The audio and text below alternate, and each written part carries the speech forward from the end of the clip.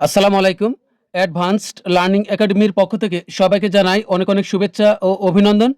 সুপ্রিয় নবম ও দশম শ্রেণীর শিক্ষার্থীরা, আজ সমাধান করব তোমাদের গণিত বইয়ের অনুশীলনী ১৭ অর্থাৎ পরিসংখ্যান এই অধ্যায়ের উদাহরণ ১২। দেখো, এটা তোমাদের গণিত বইয়ের পৃষ্ঠা ৩৩৭ এ দেওয়া আছে। দেখো, উদাহরণ ১২। এখানে একটি প্রশ্ন দেওয়া আছে।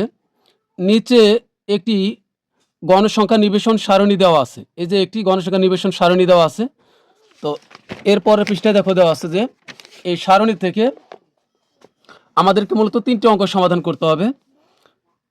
ক নঙে বলছে গণসংখ্যা নিবেশন সারণী বলতে কি বোঝো, আর খ নঙে বলছে উপরের গণসংখ্যা সারণী থেকে মধ্যক নির্ণয় করো। তারপর গ নং প্রশ্নে আছে তারপর সারণীতে প্রদত্ত উপাত্তের বহুভুজ অঙ্কন করো। অর্থাৎ এই যে এই পৃষ্ঠাতে ৩৩৭ পৃষ্ঠাতে যে সারণী দেওয়া আছে, এখান থেকে মূলত আমাদেরকে এই ৩টি অঙ্ক সমাধান করতে হবে। তো দেখো, প্রশ্নগুলো আমি আবার উঠাইছি। তো এখানে দেখো ক নঙে কী ছিল। ক নং প্রশ্নে আছে গণসংখ্যা নিবেশন সারণী বলতে কী বোঝো। আমি খ নং অঙ্ক, খ এবং গ নং সমাধান করে দিব। ক নং প্রশ্নের উত্তরটা উদাহরণেই দেওয়া আছে। গণসংখ্যা নিবেশন সারণী বলতে কী বোঝো, এই যে এখানে তোমরা এতটুকু তোমরা মুখস্থ করে নেবে। প্রদত্ত উপাত্ত সমূহকে নির্দিষ্ট শ্রেণী ব্যবধান ও শ্রেণীর সংখ্যা নির্ধারণের মাধ্যমে বিন্যস্ত ও সারণীভুক্ত করাকে গণসংখ্যা সারণী বলে। অর্থাৎ এটা কিন্তু একটা গণসংখ্যা সারণী।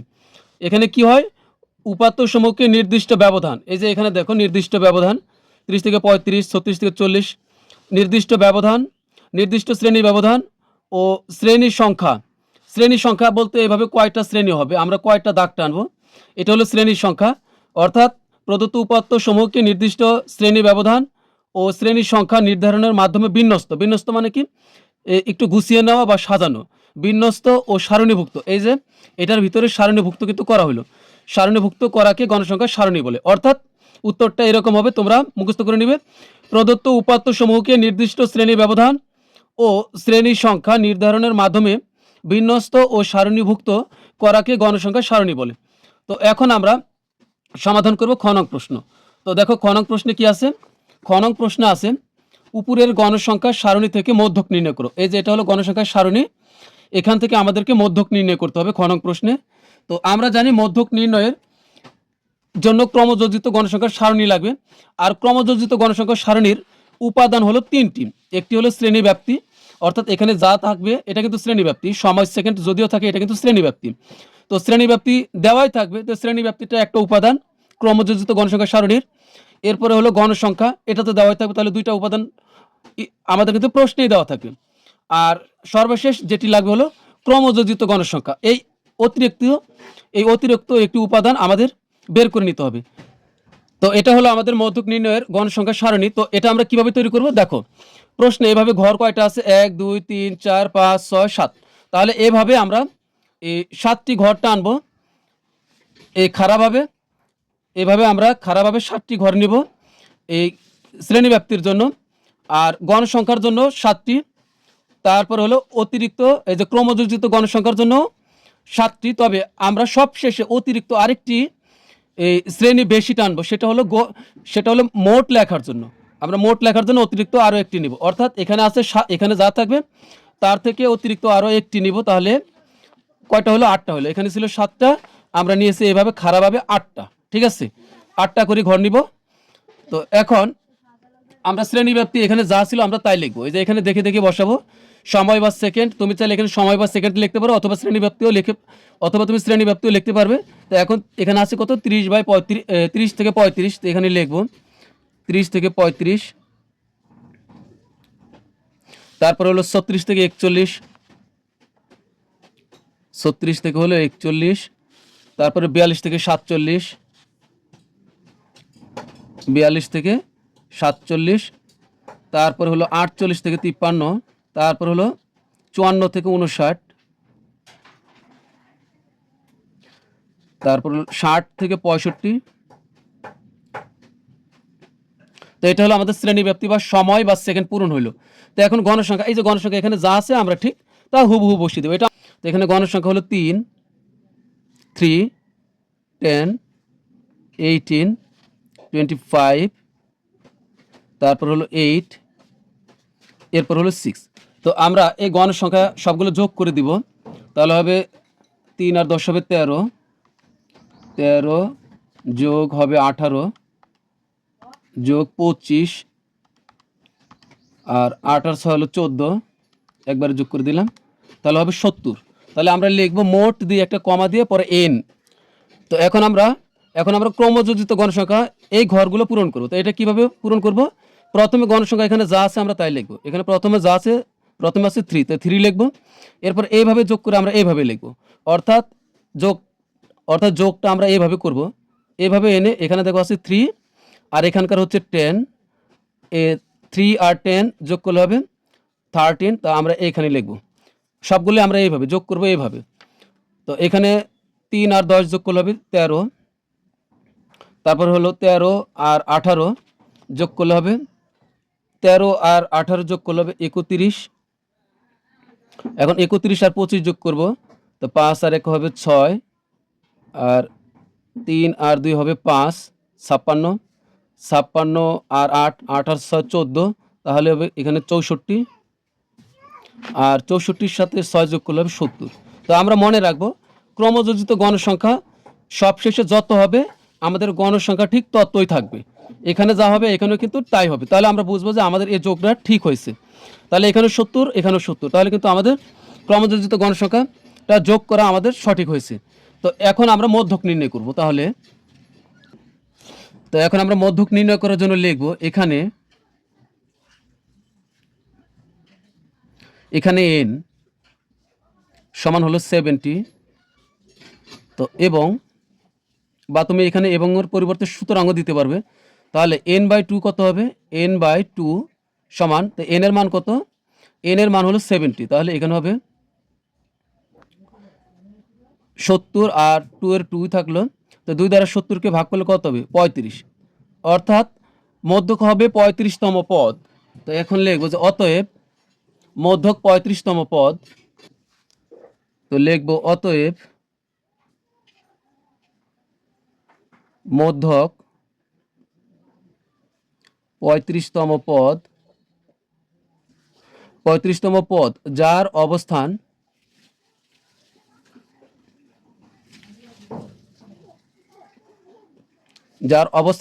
এখন আমরা দেখব এই 35তম পদটা কোন দিকে, কোথায় আছে। তো এর জন্য আমরা চলে যাব ক্রমযোজিত গণসংখ্যার ঘরে। এই ক্রমযোজিত গণসংখ্যার ঘরে আমরা 35 খুঁজবো, কোথায় আছে? 3-এর ভিতরে কিন্তু 35 নেই, আমরা শুরু থেকে দেখব 3-এর ভিতরে 35 নাই, কারণ এখানে 3 পর্যন্তই শেষ, 3তম পদ আছে এর ভিতরে।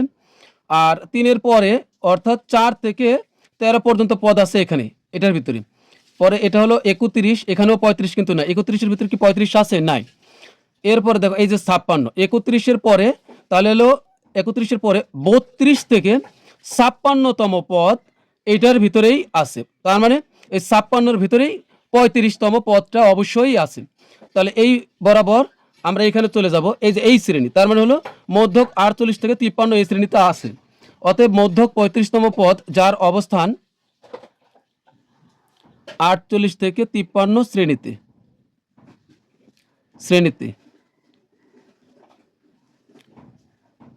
সুতরাং মধ্যক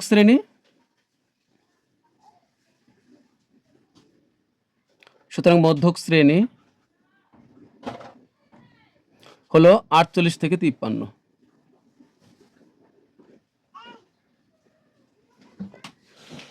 তাহলে এখানে আমি কি করলাম এটা আমি তোমাদেরকে আবার বুঝিয়ে দিচ্ছি। দেখো এখানে কত পাইছি আমরা, n কে 2 দ্বারা ভাগ করে পাইছি 35।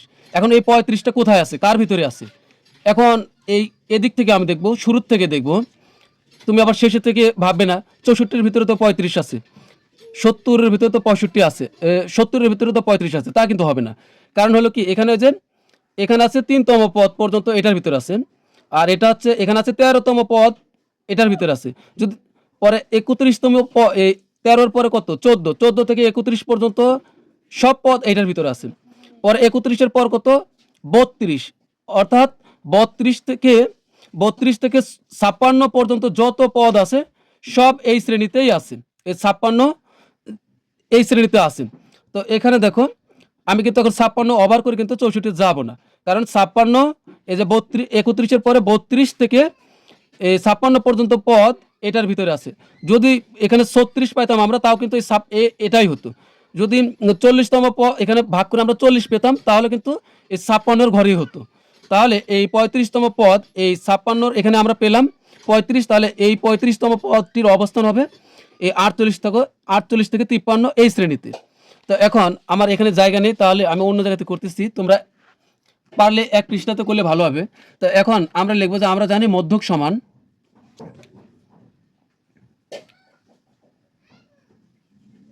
আমরা জানি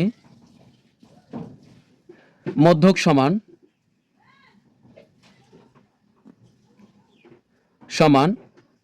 এল plus n/2 minus FC into H/FM। এটা হলো আমাদের মধ্যকের সূত্র। তো এখানে এল কি? এল হলো যে শ্রেণীতে মধ্যক অবস্থিত সেই শ্রেণীর নিম্ন সীমা। মধ্যক কোন শ্রেণীতে অবস্থিত, আমি এটা একটু চিহ্ন দিচ্ছি এখানে। দেখো এই যে এটা হলো আমাদের মধ্যক শ্রেণী, আমি চিহ্ন দিলাম, এটা হলো আমাদের মধ্যক শ্রেণী। এখানে আমি মধ্যকের সূত্র কি লিখেছি? মধ্যক সমান L plus n/2 minus FC into H/FM। তো এখানে এল কি? আমাদের প্রত্যেকটা মান লাগবে। তো এল হলো যেই শ্রেণীতে মধ্যক অবস্থিত, এই যে মধ্যক এই শ্রেণীতে অবস্থিত, এই শ্রেণীর নিম্ন সীমা। আমার নিম্ন সীমা কোনটি? নিম্ন সীমা হলো 48। তো আমার নিম্ন সীমা হলো 48। তো এটা আমি, তোমরা কিন্তু কালার করবে না, আমি বোঝার জন্য লিখতেছি। তো আমরা কিন্তু এল এর মান পেলাম 48। এরপরে লাগবে হলো এন, তার এন এর মান হলো 70 বা 70।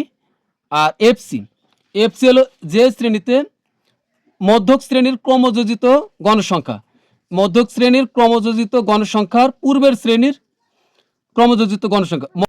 মধ্যক শ্রেণীর এটা হলো মধ্যক শ্রেণী, আর এই শ্রেণীর ক্রমযোজিত গণসংখ্যা কত? 56। তার পূর্বের শ্রেণীর ক্রমযোজিত গণসংখ্যাটা আমরা নেব। তাহলে এটা হলো এফসির মান, এই যে এটা হলো এফসি। এরপর আমাদের লাগবে হলো এইচ এর মান। তো এইচ এর মান হলো, এইচ হলো শ্রেণী ব্যাপ্তি বা শ্রেণী ব্যবধান।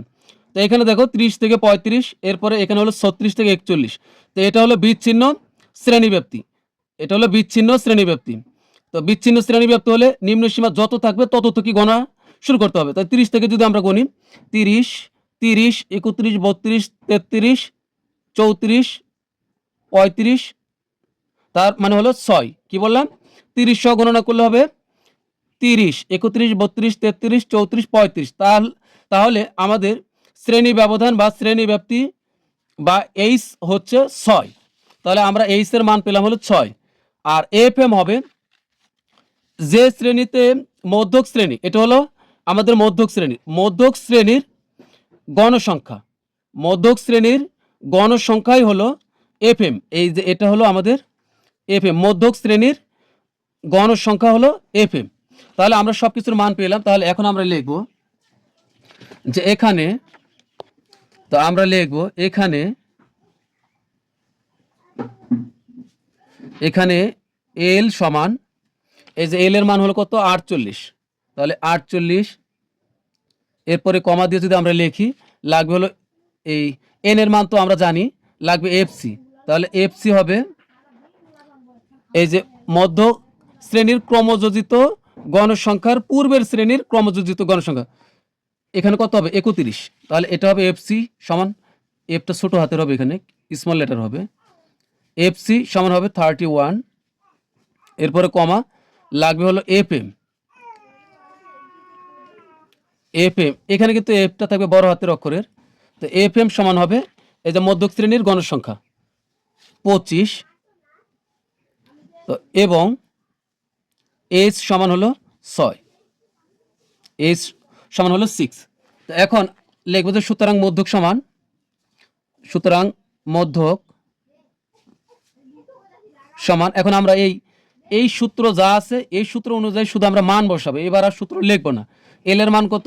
এই যে এল সমান হলো 48, এই প্লাসের প্লাস, এন এর মান হলো 70, তো এখানে হবে 70/2, আর মাইনাস এফসি সমান হলো কত? 31। এরপর আমরা ব্র্যাকেট দিব এখানে, এই যে এখান থেকে ব্র্যাকেট হবে, আর ইনটু বা গুণ এইচ এর মান হলো 6, আর নিচে হবে এফ এম এর মান। এফ এম এর মান ধরেছিলাম হলো 25, এই হলো 25। তো এখন এখানে 48 এর 48 থাকবে, এই প্লাস 2 দ্বারা 70 কে ভাগ করলে কত হবে? 35। 35 মাইনাস 31, এই ব্র্যাকেটের ব্র্যাকেট গুণ হলো এইচ বাই 25, না এইচ এর মান হলো 6 সমান হলো 25। 48 এর 48 থাকবে, এখানে হচ্ছে প্লাস 35 থেকে 31 বিয়োগ করলে হবে 4, গুণন 6/25। এখানে কিন্তু আমরা এই আগে যোগের কাজ করলে কিন্তু ভুল হবে। এখানে যদি যোগের কাজ আগে করি তাহলে ভুল হবে, আগে গুণের কাজ করতে হবে। এখানে আমরা আগে এই গুণের কাজ করব। এখানে এই প্লাসের প্লাস থাকবে, 4 আর 6 গুণ করলে 4 6 হবে 24। তো এখানে হবে 24, এই 24কে আমরা একবারে ভাগ করবো 25 দ্বারা। তো 25 দ্বারা ভাগ করলে হবে 24কে 25 দ্বারা ভাগ করলে হবে 0.96, তাহলে 0.96। এইটা আবার আমরা যোগ করে দেবো 48-এর সাথে, তাহলে যোগ 48, তাহলে হবে 48.96, তাহলে এখানে হবে 48.96। তো এটাই কিন্তু আমাদের মধ্যক। তো লিখব, সুতরাং নির্ণয় মধ্যক।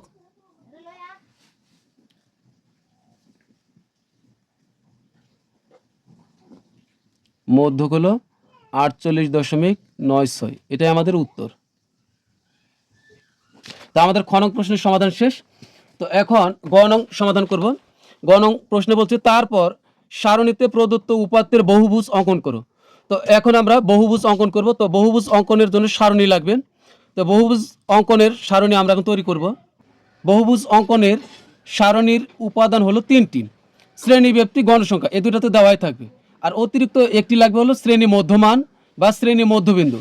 তো এখানে আমরা এই শ্রেণী ব্যাপ্তির পরে আমরা শ্রেণী মধ্যবিন্দু বা শ্রেণী মধ্যমানটা বের করব। তো এটা আমরা কিভাবে বের করব?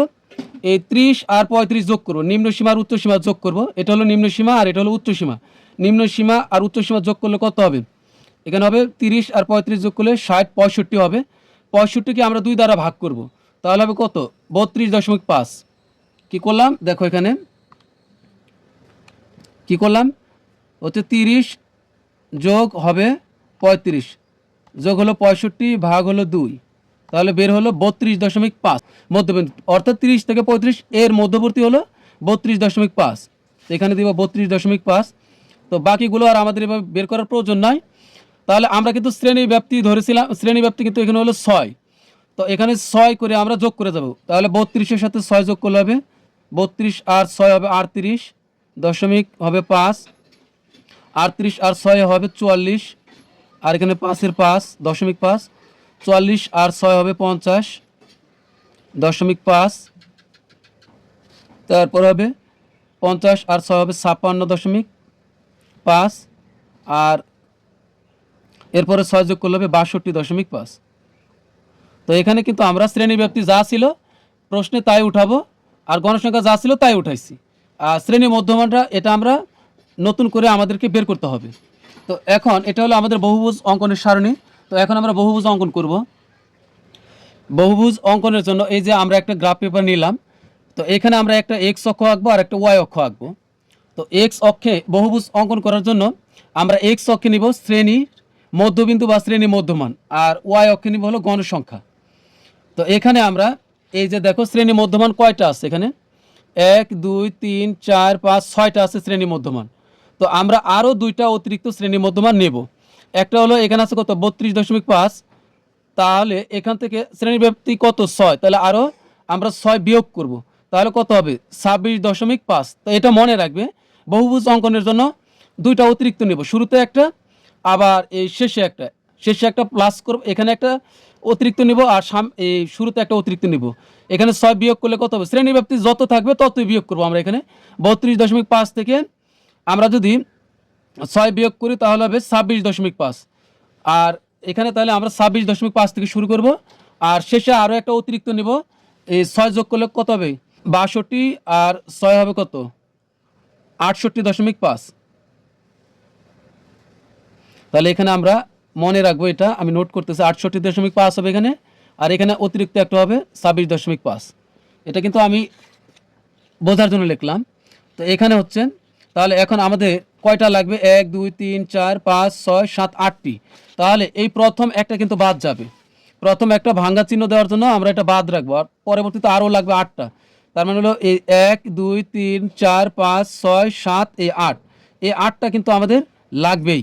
তো এখানে এটা হলো আমাদের এক্স অক্ষ, তো এখানে এটা আমাদের এক্স অক্ষ, আমরা উভয় পাশে আরও দিব, ওই যে তীর চিহ্ন দেবে, এদিকেও তীর চিহ্ন এদিকেও তীর চিহ্ন, এটা এক্স আর এটা হলো এক্স প্রাইম।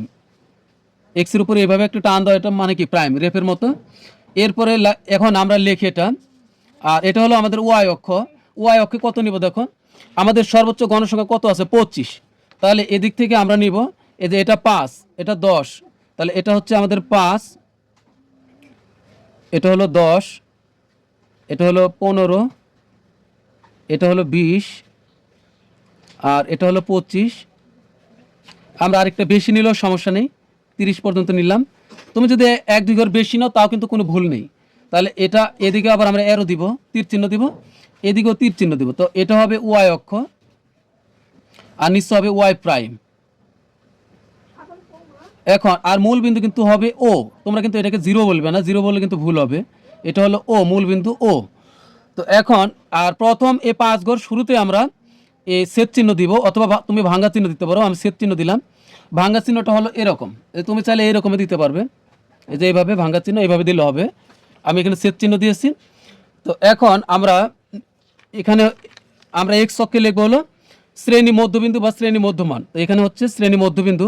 তো মধ্যবিন্দুগুলো আগে বসাই, তো প্রথমে বসাবো 26.5, যদিও আমরা পেয়েছিলাম কত 32.5, এটার আগেটা নিতে হবে, এখানে হবে 26.5, 26.5, তারপরে হবে 32.5,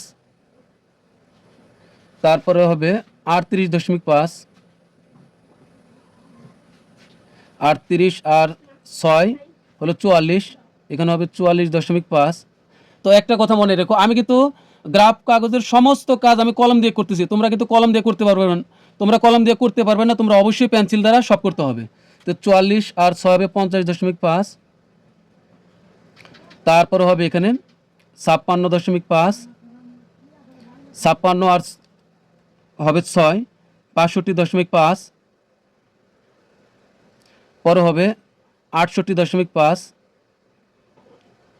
তাহলে কয়টা হলো 1 2 3 4 5 6 7 8টি।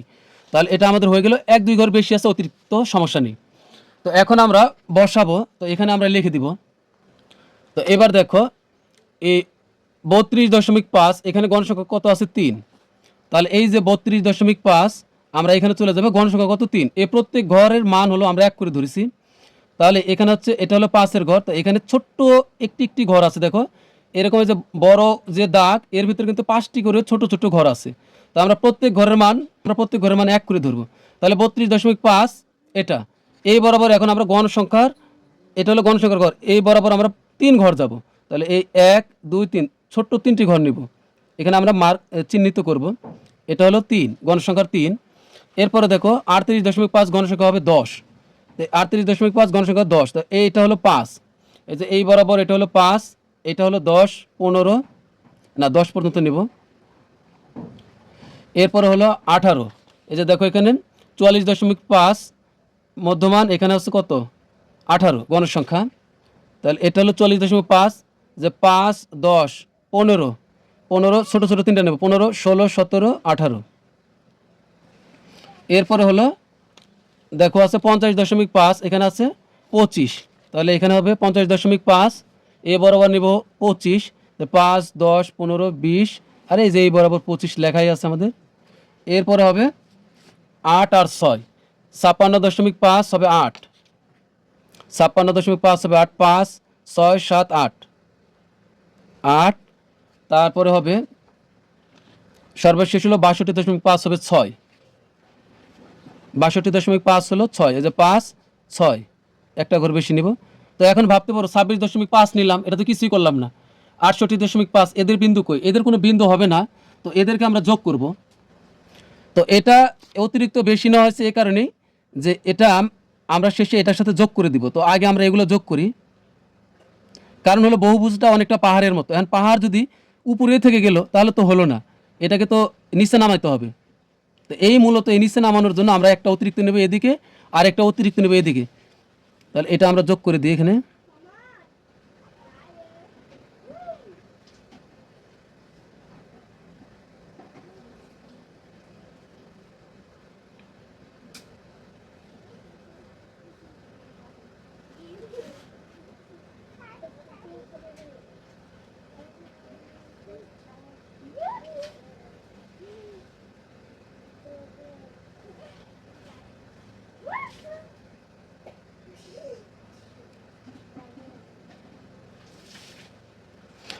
মনে করো এটা একটা পাহাড় হইলো, এখন পাহাড়টা তো উপরে ভাসমান অবস্থায় রইলো, তা কি সম্ভব? মূলত এই পাহাড়টিকেই বহুভুজটা অনেকটা পাহাড়ের মতো, এখন এটাকে ভূমির সাথে মেলানোর জন্যই, এটা তো ভূমি, তো ভূমির সাথে মেলানোর জন্যই একটা সামনে অতিরিক্ত আর একটা পরে অতিরিক্ত নিতে হয়। 26.5 আমরা অতিরিক্ত নিয়েছি মূলত এই কারণেই, এখানে 68.5 মূলত এই কারণে নিয়েছি। এখন এটাকে আমরা নিচে লাগিয়ে দিব।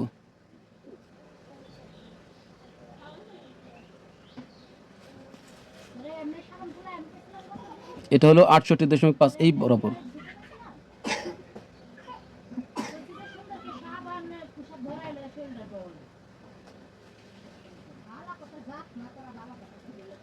তাহলে কিন্তু আমাদের বহুভুজ অঙ্কন হয়ে গেল। তো অঙ্কন আমরা আগে করেছি, কিন্তু অঙ্কনের পূর্বে আমাদেরকে আরেকটি কাজ করতে হবে, সেটা হলো যে বহুভুজ অঙ্কনের বিবরণী দিতে হবে। তো এখন আমরা বহুভুজটা যেভাবে অঙ্কন করেছিলাম ঠিক সে বিবরণটা আমরা বহুভুজ অঙ্কনের সারণীর নিচে আমরা লিখে দিব ঠিক এভাবে, যে ছক কাগজে এক্স অক্ষ বরাবর প্রতি 5 ঘরকে শ্রেণী মধ্যমানের 6 একক ধরে। যদিও এই বিবরণটি তোমাদের বইয়ে অন্যরকমভাবে দেওয়া আছে উদাহরণে, এটা একটু কঠিন মনে হচ্ছে, তো তোমরা যদি এভাবে না পারো আমি যেভাবে লিখে দিচ্ছি সেভাবে দিলে হবে।